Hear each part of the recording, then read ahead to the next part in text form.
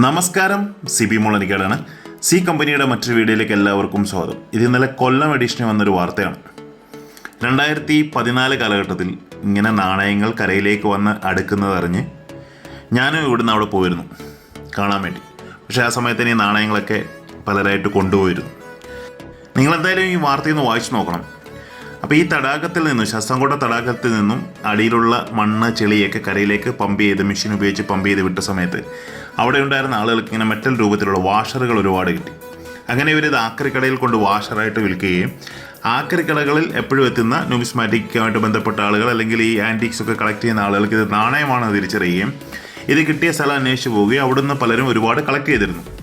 ഇതറിഞ്ഞ് പിന്നെ archaeology department അവിടെ തമ്പടിക്കുകയും അവരവിടെ സ്റ്റേ ചെയ്ത് കിട്ടാവുന്നത്ര നാണയങ്ങൾ കളക്ട് ചെയ്തു. എന്തൊക്കെയോ ചെറിയ എമൗണ്ടുകൾ കൊടുത്തിട്ടാണ് അന്ന് കളക്ട് ചെയ്യുന്നത് എനിക്ക് തോന്നുന്നത്. അതായത് ഇത് കൊണ്ടുവരുന്ന ആളുകൾക്ക് ഒരു ചെറിയ പാരിതോഷികം കൊടുത്തിട്ടാണ് അവരിത് കളക്ട് ചെയ്തുകൊണ്ടിരുന്നത്. അങ്ങനെ അത് കളക്ട് ചെയ്യും, അത് മ്യൂസിയത്തിൻ്റെ ഭാഗമായിട്ട് ഇരിക്കുകയും ചെയ്യുന്നു. പക്ഷേ കിലോ കണക്കിന് നാണയങ്ങൾ അന്ന് ആക്രിക്കട വഴി പല ഭാഗങ്ങളിലായിട്ട് പോരുന്നു. അത്തരത്തിൽ കിട്ടിയ 2 നാണയമാണ് എൻ്റെ കയ്യിലിരിക്കുന്നത്. അതായത് അന്ന് ആ സമയത്ത് അവിടെയുള്ള എവിടെ ബീച്ചിൻ്റെ ഏത് ഭാഗത്ത് പോയി നോക്കിയാലും, അല്ല അതിൻ്റെ ആ കരയിൽ എവിടെ പോയി നോക്കിയാലും ഇത്തരം നാണയങ്ങൾ കുറേ കിട്ടുമായിരുന്നു.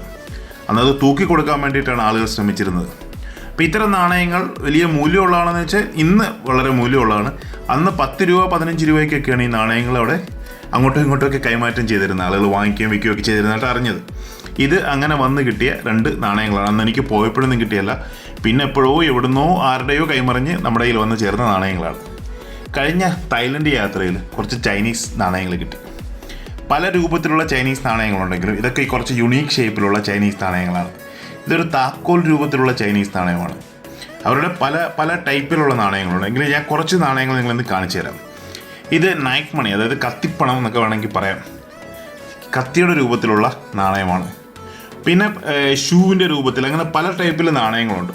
ഇത് കഴിഞ്ഞ ഒരു തായ്ലൻഡ് ട്രിപ്പ് പോയപ്പോൾ അവിടെ ഒരു ഫ്ലീ മാർക്കറ്റ് ഉണ്ട്. അതായത് സൺഡേ മാർക്കറ്റ് എന്ന് പറയും.